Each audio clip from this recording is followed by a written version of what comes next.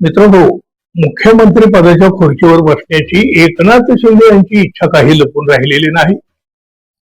उद्धव ठाकरे यांची शिवसेना फोडल्याचं बक्षीस म्हणून एकदा त्यांना मुख्यमंत्री पदाच्या खुर्चीवर भाजपानं बसवलं.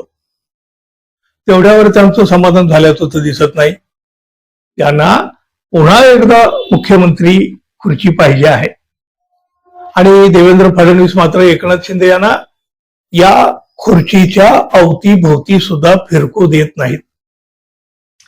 एकनाथ शिंदे यांना दाबून ठेवण्याचं राजकारण भाजपा आणि देवेंद्र फडणवीस यांनी कायमच केलेलं आहे. त्यामुळं एकनाथ शिंदे यांनी दिल्लीचे हेलपाटे वाढवलेले आहेत. देवेंद्र फडणवीस यांचा प्रभाव कमी करण्यासाठी भारतीय जनता पक्षाचे दिल्लीतले वरिष्ठ नेते एकनाथ शिंदे यांना बळ देत आहेत असं म्हटलं जातं. ताकद पुरवत आहेत दिल्लीवरून एकनाथ शिंदे यांना. दिल्लीच्या याच बळावर एकनाथ शिंदे अजूनही मुख्यमंत्री पदाच्या खुर्चीची स्वप्न पाहत आहेत. दिल्लीच्या नेत्यांना खुश करण्यासाठी एकनाथ शिंदे उद्धव ठाकरे यांची शिवसेना फोडत राहिलेले आहेत. आपला आणि आपल्या गटाचा प्रभाव दाखविण्यासाठी त्यांचा हा सगळा अट्टहास सुरू आहे. मुख्यमंत्री पद मिळवण्यासाठी एकनाथ शिंदे हे सगळं खटाटोप करीत आहेत, तर दुसऱ्या बाजूला आपलं मुख्यमंत्री पद टिकविण्यासाठी देवेंद्र फडणवीस सतत प्रयत्न करीत आहेत. शिंदे गटातील खासदारांची संख्या आता 7 वरून 13 वर गेलेली आहे. म्हणजे भाजपपेक्षा जास्त खासदार आता शिंदे गटाचे झालेले आहेत. या पार्श्वभूमीवर एकनाथ शिंदे आता मुख्यमंत्रीपद मिळवतील अशी चर्चा सुद्धा आपल्या राजकारणामध्ये सुरू झालेली आहे. देवेंद्र फडणवीस यांनी मात्र या चर्चेतली सगळी हवाच काढून घेतली. अत्यंत त्यांच्या नेहमीच्या पद्धतीनं अगदी गोड शब्दामध्ये त्यांनी एकनाथ शिंदे यांना त्यांची जागा दाखवलेली आहे.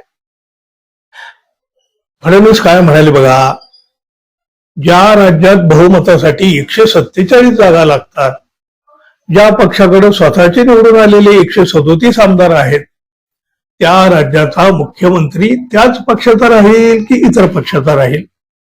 त्याच पक्षाचा राहणार. त्यामुळं या कहाण्या स्टोऱ्या किती तयार झाल्या तरी सुद्धा रियालिटी मला माहित आहे, वास्तव शिंदे साहेबांना माहित आहे. त्यामुळं अशा बातम्यांनी मी विचलित होत नाही, शिंदेही विचलित होत नाहीत. प्रत्येकाला वाटतं आपली स्वप्न पूर्ण व्हावी, त्यात काय वाईट आहे, अशी प्रतिक्रिया फडणवीस यांनी दिली. फडणवीस यांनी जरी आमदारांची आकडेवारी सांगितलेली असली तरी दिल्लीनं ठरवलं तर काहीही घडू शकतं. मागच्या वेळी 50 आमदार असताना सुद्धा एकनाथ शिंदे यांना मुख्यमंत्रीपद दिलंच होतं की. इच्छा नसताना, नाराज असताना सुद्धा दिल्लीवरून आदेश आला आणि ऐनवेळी फडणवीस यांना उपमुख्यमंत्री पदाची शपथ घ्यावीच लागली होती. भारतीय जनता पक्षाच्या आमदारांचं संख्याबळ कितीतरी अधिक असताना देवेंद्र फडणवीस यांना एकनाथ शिंदे यांच्या हाताखाली काम करावं लागलं होतं ना. आमदारांच्या संख्येवरून फडणवीस यांनी एकनाथ शिंदे यांना जागा दाखवली असली तरी 4 वर्षापूर्वीची घटना फडणवीस यांना आठवत नसेल का हो? काही असो, कौन बनेगा मुख्यमंत्रीचा खेळ मात्र रंगात आलेला आहे हे नक्की. धन्यवाद. पुन्हा भेटू. नमस्कार.